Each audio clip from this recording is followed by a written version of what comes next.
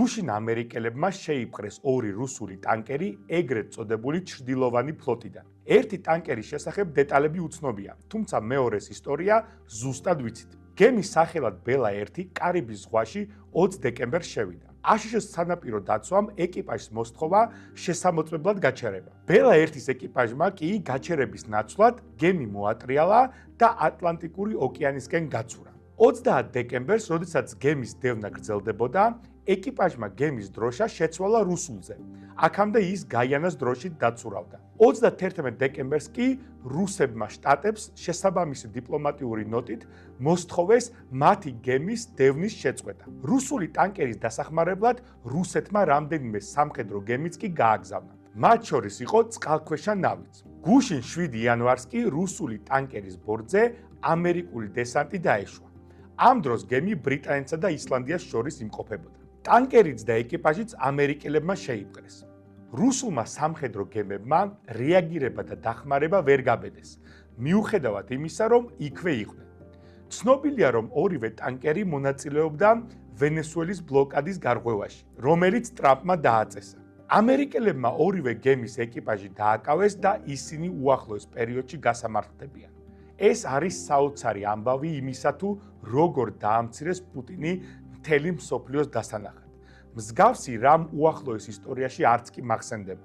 კიდევ ერთხელ გამოჩნდა, რომ რუსეთი საშიშად მხოლოდ წესრიგზე დამყარებულ სამყაროში ჩანს, როდესაც არავინაა, ვინც მას ადგილს მიუჩენს.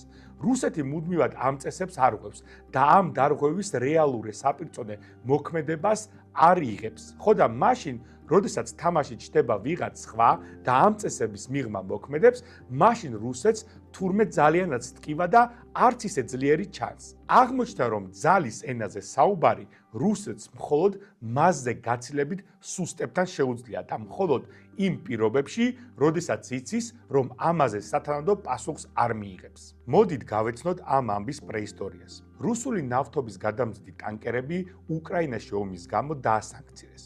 რუსულ ტანკერებს არც ერთი სადაზღვევო არ აზღვევდა და ლეგალური ვაჭრობის სივრცეში რუსული ტანკერები აღარ არსებობდნენ. ხო და პუტინმა მოიფიქრა გამოსავალი. სულ ცალ ფეხზე მკიდია მე თქვენი კანონები და საერთაშორისო სამართალიო. ჩვენ უბრალოდ შევისყიდით ჩამოსაწერ ტანკერებს, მსოფლიოში ასეთი ოხრად არის. დავკიდებთ ამ გემებზე ისეთი ქვეყნის დროშებს, სადაც გემების აღრიცხვა მხოლოდ ქაღალდზე ხდება, დავაზღვევთ და ვატარებთ ამ ჩვენ ნავთობს, სადაც მოგვინდება და როგორც მოგვინდებაო. მოკლედ, ფეხებსაც ვერ მოგჭამთ. და მართლაც, ასეთ სისტემასთან სამართლებრივი ბრძოლა შეუძლებელია. ეს იგივეა, რაც სურსათის უვნებლობის წესებით ებრძოლო ნარკომოვაჭრეებს. მიუხედავად იმისა, რომ კრიმინალურ სამყაროში, რომელშიც პუტინი ცხოვრობს, ცივილური კანონები არ არსებობს, არსებობს სხვა კანონები. ხო და აქამდე ცივილური სამყაროს კანონებით პუტინი სარგებლობდა და აკეთებდა თავის შავ საქმეს. მაგრამ ტრამპმა თქვა, თუ პუტინი კრიმინალის როლს თამაშობს, ჩვენც შეგვიძლია მის ენაზე ლაპარაკიო. თუ რუსები კრიმინალებივით იქცევიან, ამერიკა რომ მოიქცეს როგორც მეკობრე, მაშინ რა მოხდება? სასამართლოში წავა პუტინი და უჩივლებს? არალეგალურ ვაჭრობაში ხელს მიშლიანო. ხო და პუტინს არ მოსწონდა სამყარო, სადაც ქცევის წესები, კანონები და ოფიციალური ქაღალდები არსებობს. ანუ ისეთი სამყარო, სადაც არ შეიძლება გადაკვეთო სხვა ქვეყნის საზღვარი და შეიყვანო ტანკები, ვინაიდან შენი მეზობელი სუსტი გონია.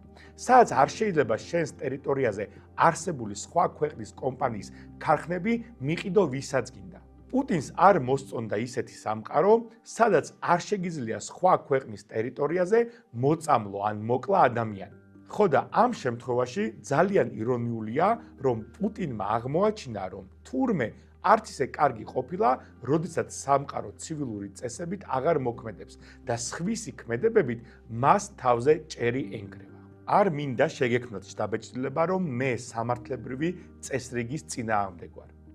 პირიქით მჯერა, რომ ცივილიზაცია ზუსტად იმისთვის ვითარდება, რომ ყველა შევთანხმდეთ სამართლიანი თამაშის წესებზე და ეს წესები არ უნდა ირღვეოდეს.